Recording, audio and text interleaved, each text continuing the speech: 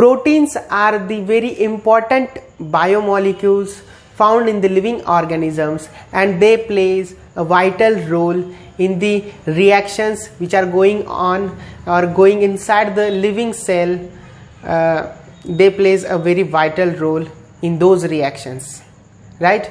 So we know that proteins plays a very important role as a composition for all the enzymes which are involved in all the metabolic reactions which are going inside the living cells continuously, right? So all the enzymes, we know there are few exceptions like ribozymes, but almost all the enzymes are made up of proteins. Another example is that all the antibodies, which are the important factors of our immune system, all that antibodies are made from these proteins. Also proteins plays a vital role in the muscle building, and also some hormones are made up of proteins. So proteins are very important biomolecules which are involved in the living organism and which are present in the living organism. Also some viruses has these proteins, their capsids and their outer covering is made up of proteins, right? So these are a very important biomolecules. In this video we are going to discuss basic structures, structural organizations of proteins, in what structures we can have these proteins. So there are up to 4 main types of proteins and structural types of proteins we can found in the living cells. So first is, let me write, protein structure.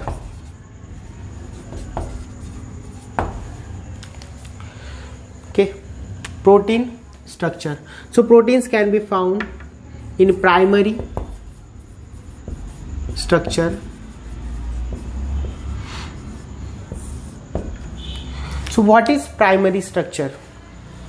First is primary structure. We know that proteins are made up of amino acids, right? Proteins are made up of amino acids, and those amino acids are linked to form a peptide bond, and so many amino acids will be joined to form a polypeptide chain.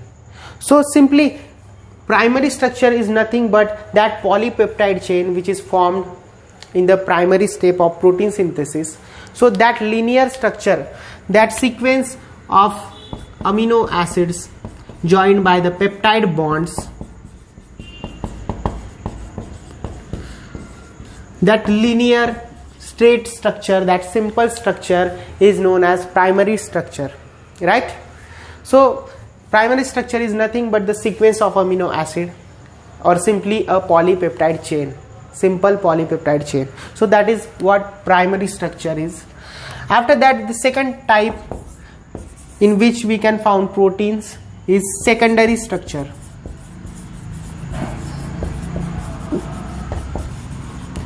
So what is secondary structure?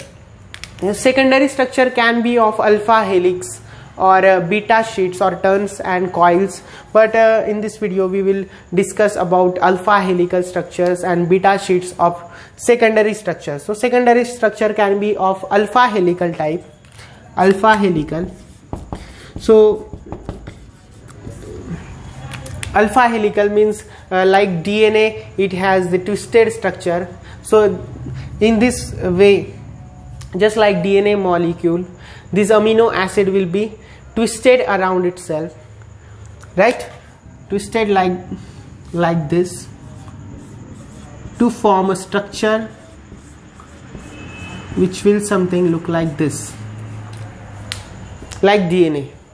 So this is alpha helical structure. This amino acid will be folded, and the hydrogen bond will form between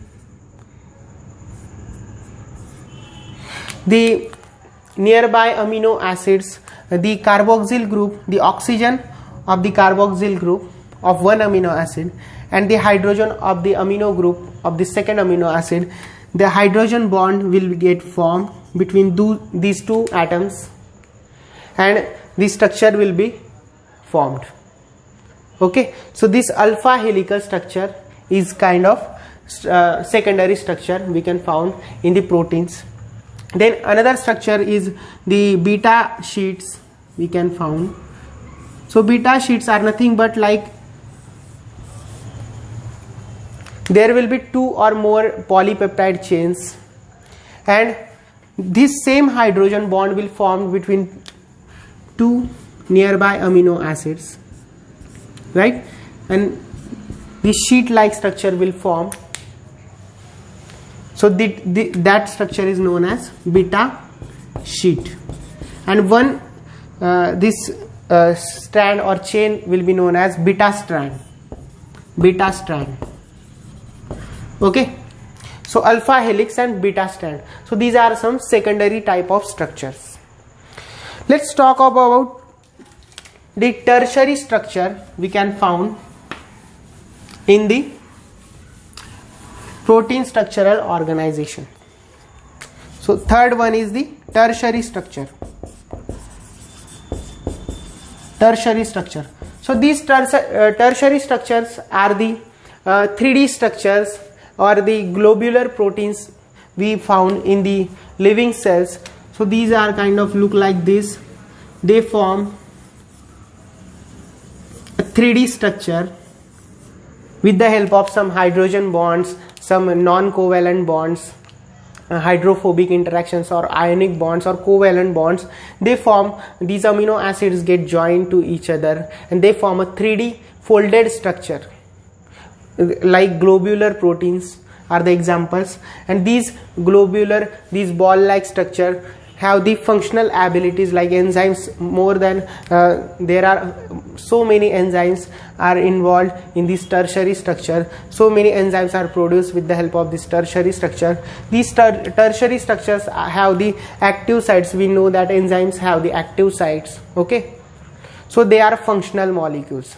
Primary and secondary structures are not very functional because they do not have any stable structure, but these tertiary structure have the 3-dimensional structure. So they folded in such a way that they can perform an activity. Okay, so this is all about tertiary structure, and these amino acids are linked with some hydrogen bonds or hydrophobic interaction and ionic and covalent bonds also. These amino acids are joined and fold to form a tertiary 3D structure. So this is tertiary structure, and fourth one is the quaternary structure.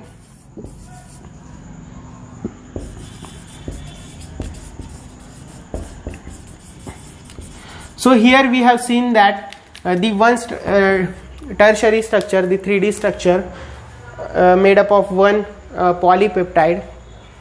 But there, suppose this is the one polypeptide chain folded in a tertiary structure. This is the second polypeptide chain folded in the tertiary structure, and this is the third polypeptide chain, right? So these are the 3, or suppose more than 3 polypeptide chains folded in a tertiary structure, and they will join together.